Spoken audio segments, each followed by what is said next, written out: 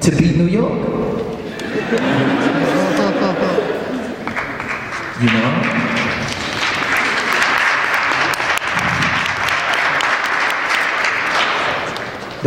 We won a Grammy for that.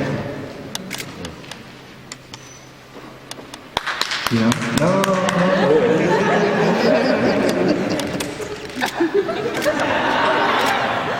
It's supposed to be a somber moment, like reflection. But we awarded a Grammy for that song. And my mother was the one who actually received it because I was sick. And I couldn't go. And that was the 1 year that I won. And we won for this song about Chicago becoming a robot. Transformation.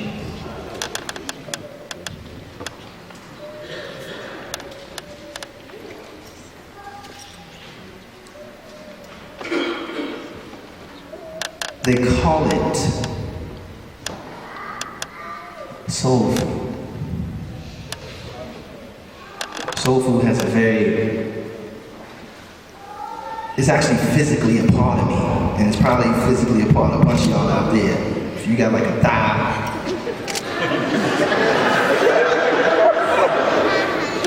maybe a little belly thing going, a little muffin top. Pooch. And you black, you probably have some soul food. That's soul food with you right now. That's how visceral and powerful it is. It's us. It's us, literally, it's us with the fingers, the proteins and things, the chemical processes that go through the food to break down and become all these different sugars that feed these different bacteria, feed these cells to make your liver and your lungs. Soul food. Greens, macaroni and cheese, fried chicken. Watermelon, cornbread. I don't eat pork, so I'm not gonna say no pork. Right? Beef ribs, smoked turkey, ham. That's what we had to do to Muslims. We couldn't eat pork, so we still wanted to taste it. Turkey. Soul food. History of soul food. Soul food started out us. Don't lose that concept, that it's us, it's physically us. We are what we eat. So don't let your mind wander off and put this in a different place as you're looking at it. It's you. It's you, it's your flesh and your bones. Soul food started out as garbage. White man's garbage.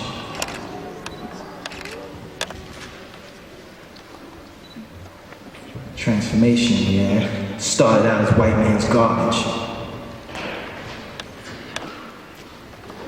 And a special white man. A very special white man. A white man who had the ability and the audacity to own another man. I think that shit was cool.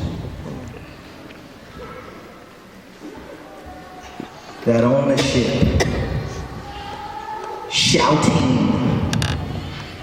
Think of it as a mouth. Shouting 500 years into the future and still screaming in our very existence.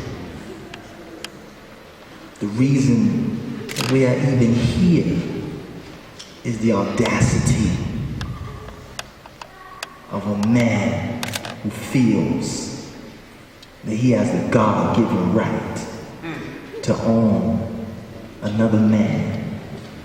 And then put that man to work and his family to work to build this place.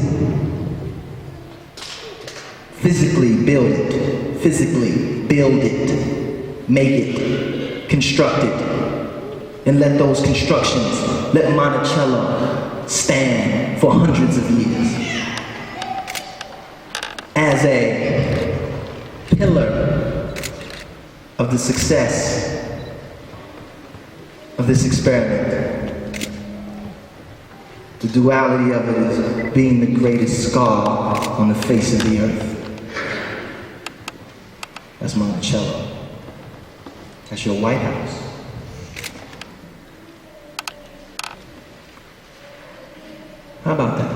duality.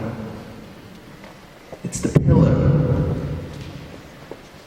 the foremost. There's a movie coming out. It's called Olympus Has Fallen. You know what the movie is about? It's about terrorists taking over the White House. And that's the code word that they use when people infiltrate the White House. They say Olympus has fallen. In Greek mythology, Olympus is the mountain of the gods, where the gods live and decree their orders to the mortals. That's what Olympus is. The premier, the high and high. And it was built by people who couldn't even walk in front of it. People who were fed on garbage, waste,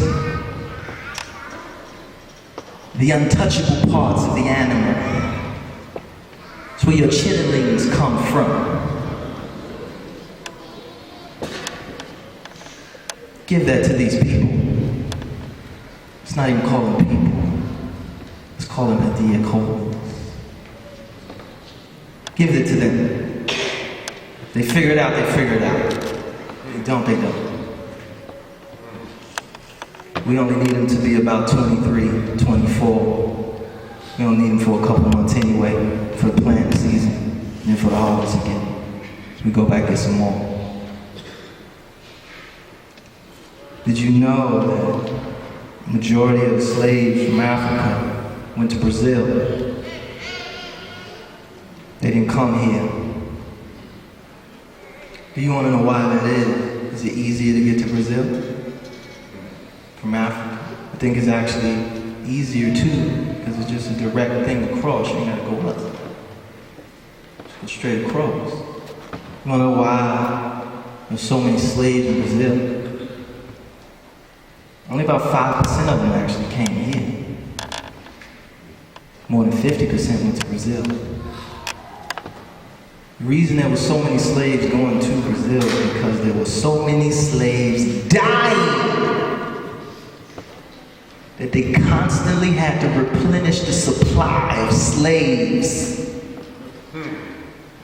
because they were dying off at rates that would make the murder rate of this city look like child's play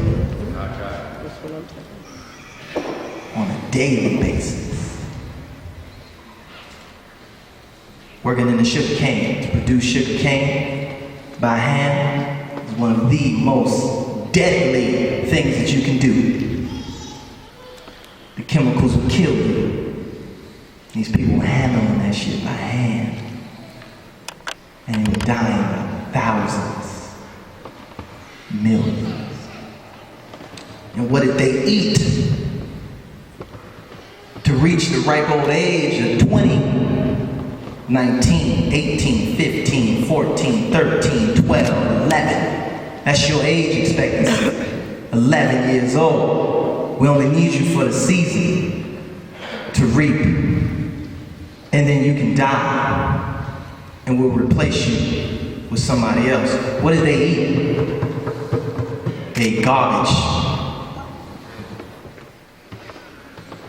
Fast forward. Soul Queen, Stony Island, right there on like 80 something, maybe 90 something, I'm pretty sure. Edna's, Madison and Kedzie, McCarthus, Meccas of what? Soul food. Salon right up the street. What are they serving? Garbage! Those, our uncles and nieces and nephews and grandfathers, fathers, mothers, were taking garbage seasoning it, cooking it, and eating it. Yes, sir. Every day, giving birth to a child that was fed garbage, who grew up eating garbage, who gave birth to a child who grew up eating garbage, and it was delicious. So much so that Thomas Jefferson said, "Hey, why don't y'all cook tonight?"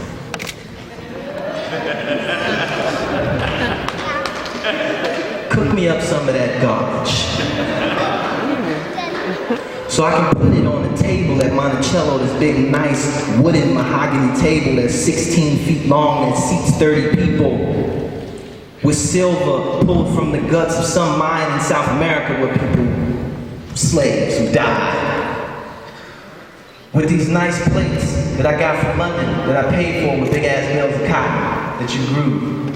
Out of this tablecloth made from cotton that was produced down in Mississippi. For some candles that 9 times out of 10 your black ass made too. And let's have this nice dinner of garbage that you cooked. But we dare not call it garbage. It's a Southern cuisine.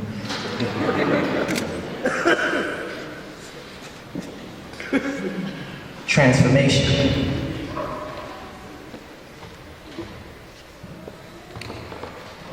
I was in New York, and I have a friend named Adia Coleman who plays soccer, and he's a black man. He is originally from. That's me thinking. Not to be confused with. What's up? His time. But he's originally from Africa. French-speaking place in Africa. I want to say Sierra Leone. I want to say that. It may not be true. But anyway, he's a big art fan. He loves art, loves it, breathes it, loves style. One of the most fashionably dressed dudes. I'm talking Count Basie meets Dizzy Gillespie meets Kanye West. Adia Coleman meets Adia Coleman meets Adia Coleman.